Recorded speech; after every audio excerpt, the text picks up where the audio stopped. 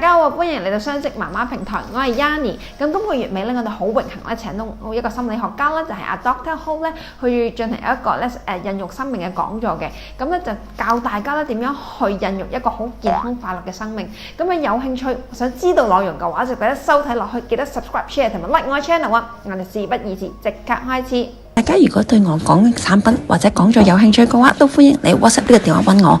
其實而家咧小朋友個心靈咧，有時真係未必大人未必咁容易去掌握啊！今次呢個活動咧，就係主要咧喺心靈嗰度出發嘅。小朋友個心靈咧，其實好似我哋食嘢咁樣，都要有養分擺落去噶嘛。咁點樣咧？我哋做大人嘅點樣可以咧俾啲啱嘅養分佢咧？其實係一門學問。好多時候家長們包括我咧，我就一路熬我個女啦。咁其實咧就唔係嘅。咁Dr. Ho 就 suggest 咗，其實咧從小開始咧去培育一個健康嘅心靈噶啦。